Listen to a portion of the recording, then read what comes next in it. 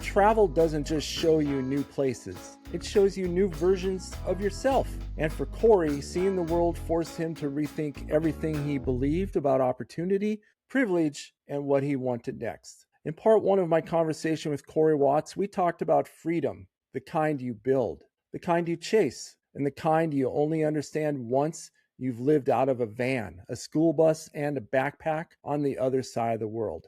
But today, in part two, things get deeper. Because travel didn't just give Corey stories, it actually rewired his goals, his sense of purpose, and the way he sees opportunity. And it brought him face to face with something a lot of us forget. Your goals aren't fixed, they evolve as you do. This next chapter is about growth, perspective, and the power of being recognized for who you really are. If you're enjoying these stories, make sure to like this video and subscribe to I Have Questions with Michael Ruland so you never miss an episode. With that, let's get into part two, because I have questions. I have questions. I have questions. I have questions. I have questions. I pity the fool that doesn't have questions, which I do.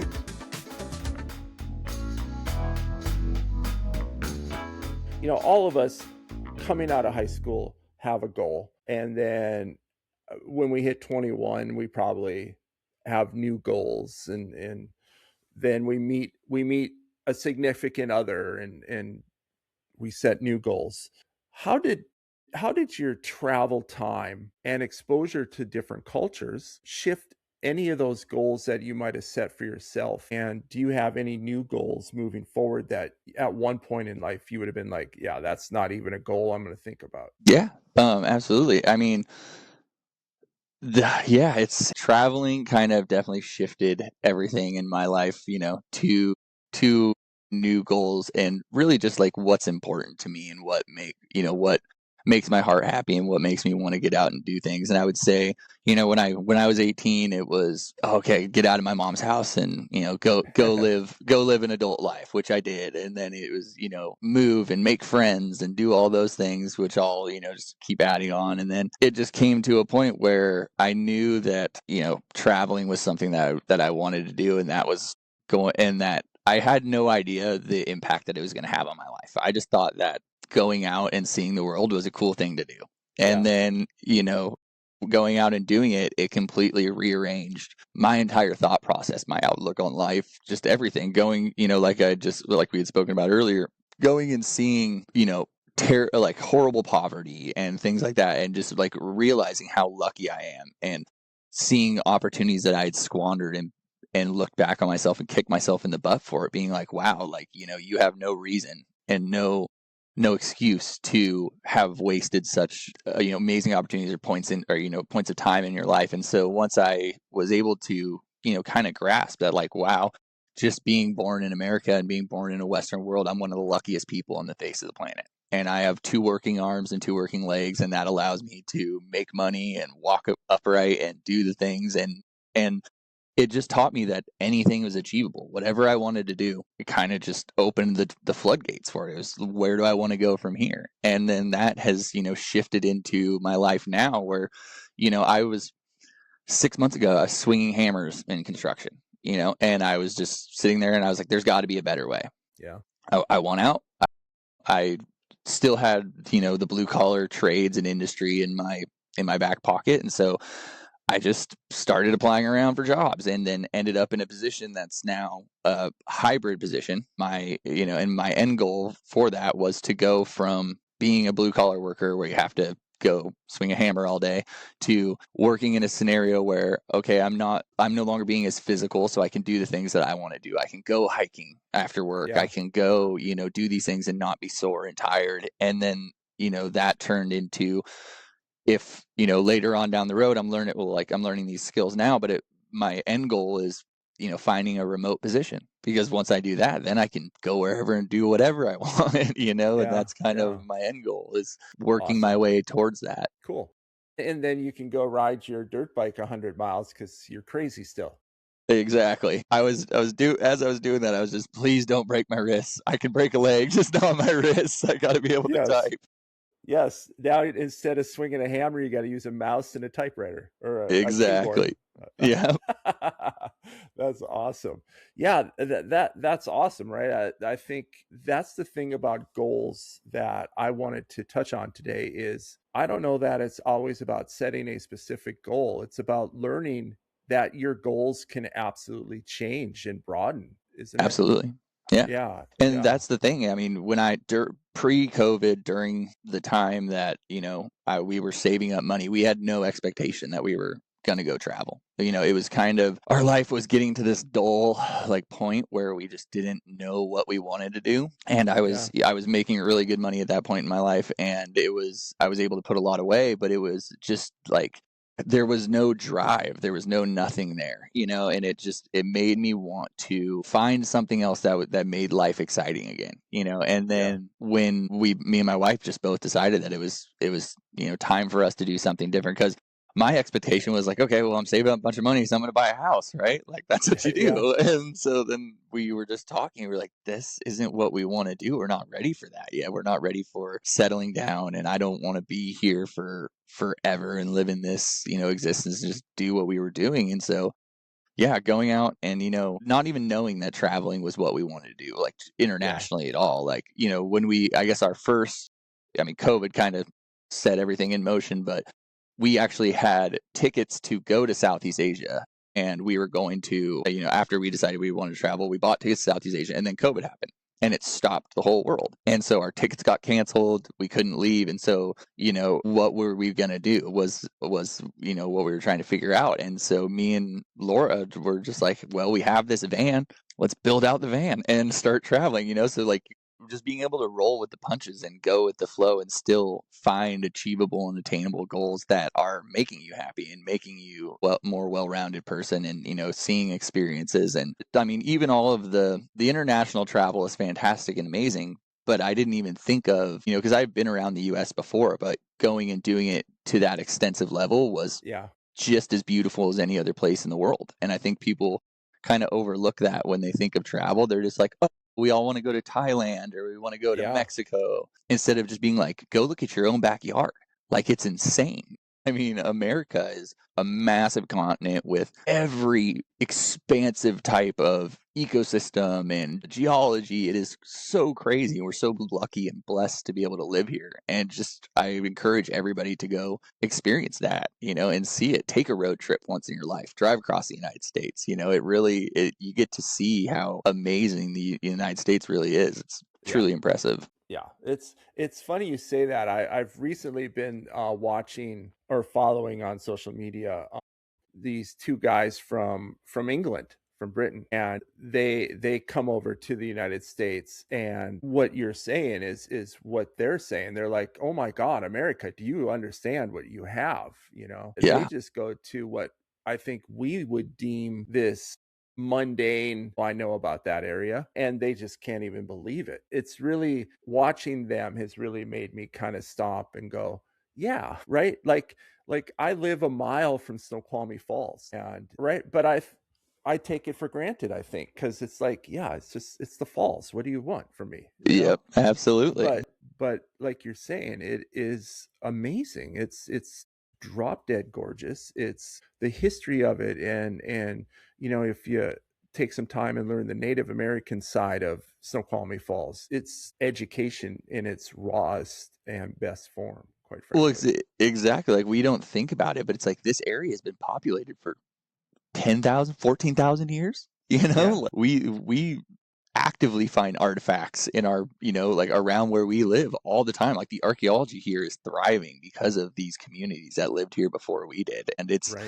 it's very much looked over in, our society, just as much like, the Native American culture, just as much as everything else around us. Like, it is, we all take it for granted so much, but we're not the first people to be here, by any Yeah, means, yeah, and B, seeing that, society has thrived in these areas for tens of thousands of years is crazy. And, getting to see it firsthand and, understand how these people lived with nature and lived inside of yeah, these areas, and how they interacted with their ecosystem is incredible. yeah.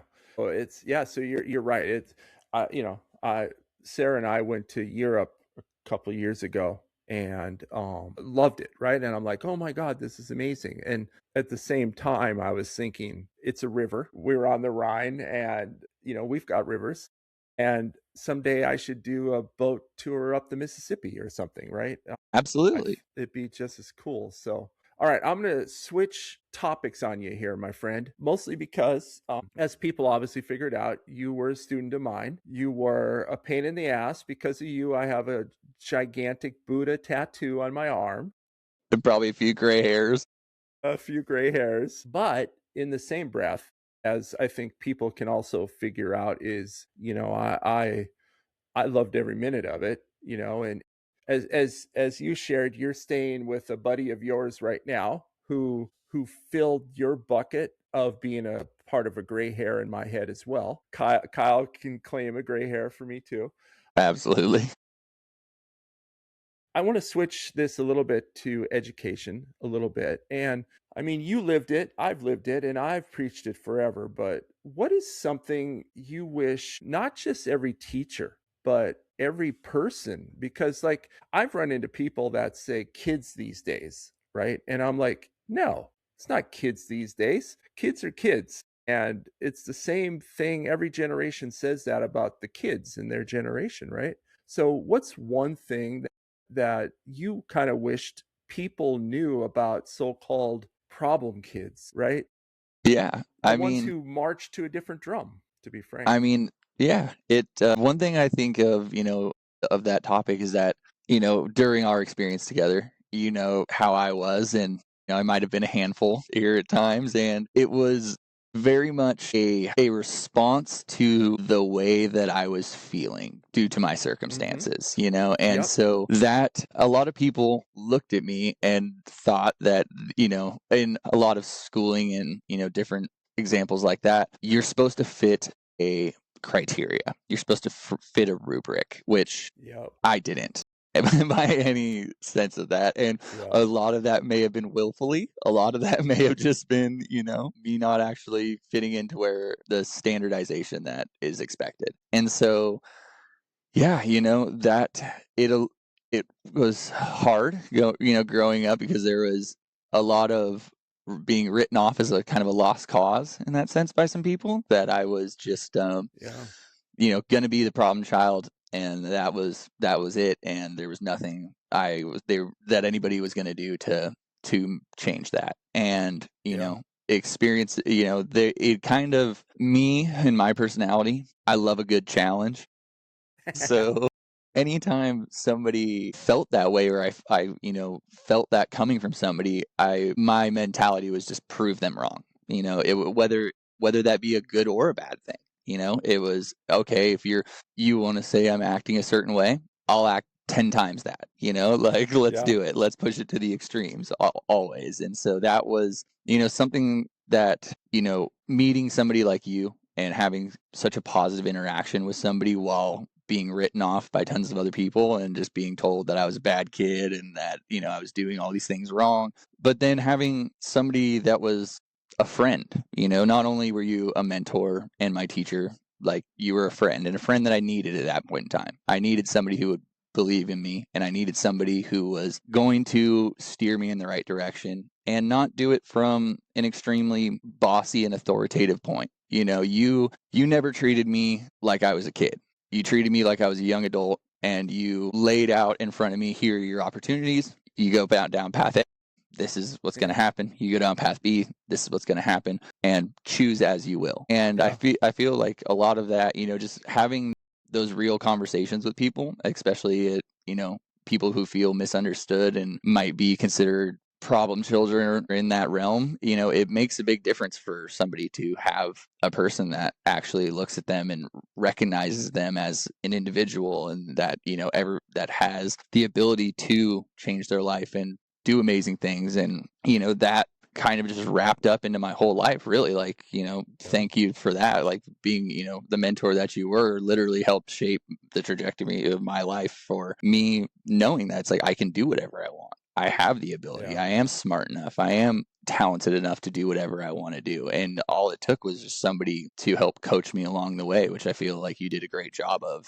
in our time together, and has significantly impacted my life for the better. Wow. Well, thank you. That's cool. And that wraps up part 2 of my conversation with Corey Watts. Today we dug into something way deeper than travel. We explored how perspective reshapes purpose, how goals evolve, and how we do, and how stepping outside your comfort zone can completely rewrite the story you thought you were living. What I really love about Corey's journey is that it reminds us that growth isn't always loud or dramatic. Sometimes it's a quiet realization on a construction site. Sometimes it's a moment in a foreign country when you suddenly understand how lucky you are. And sometimes it's the simple truth that your life can change the second you decide it should. Coming up in part 3, we shift from the world to the classroom, from the adventures Corey chased in the years that shaped him, challenged him, and connected the two of us in ways neither of us could have ever predicted. It's personal, it's very honest, and it's a reminder of how powerful relationships can be. If you're enjoying these conversations, make a new relationship. Make sure and subscribe so you don't miss the final chapter. And if you've got thoughts, questions, or stories of your own, email me anytime at ihavequestions2025@gmail.com. As always, thanks for listening. Come back because, I still have questions. Hey, P.S. As I was thinking about traveling and all the time it took, I realized, I love watches. Not as much as some people. Man, I've met people that love watches. Holy moly, drawers and drawers of them. I'm not that, but I do have a nice, small, but good set of wristwatches. Anyway, back in 1905, there was this 24-year-old entrepreneur. He was orphaned and he basically raised himself. He was sent to schools and all that good stuff. His name was Hans Wilsdorf. Hans had a very simple but radical belief back in 1905. He believed that the future of timekeeping belonged on the wrist. He founded a small London company importing precise Swiss movements and placing them into elongated cases. 3 or so years later, he wanted a name that was short, memorable, and universal because Hans Wilsdorf apparently didn't do it. He said it came to him like a whisper from a ghost. Rolex. Yep. Rolex very quickly became known for accuracy. By 1910, Rolex became the first wristwatch. Back then it was all about pocket watches and the big clock towers. He became the first wristwatch to earn the Swiss certificate of chronometric precision. And by 1914, it earned the prestigious Kew Observatory Class A rating, something that was previously reserved for marine chronometers. Anyway, after World War I, by the way, I don't know what any of that means. It's a lot of big words, but it means it was good. After World War I, Wilsdorf moved his company to Geneva and innovation really accelerated. In 1926, so 20 years after he got his first belief, Rolex introduced the Oyster, the first waterproof wristwatch. And in 1931, they launched the Oyster Perpetual, the first self-winding watch with a perpetual rotor. All of this technology we still use in automatic watches today. Over the decades, Rolex watches climbed Everest with Sir Edmund Hillary in the first climbing. They crossed oceans. They crossed the strait between France and England and became symbols of achievement. And since 1960, the company has been owned by the Hans Wilsdorf Foundation, meaning its profits support both the brand and charitable work. It is a private company. It's never, ever been a public company with stockholders. Today, as you know, Rolex is the most recognized luxury names on earth. All of it born from one young man asking a question that fits perfectly. What if a wristwatch could be both elegant and incredibly precise? Stay curious, my friends. Peace, love, R.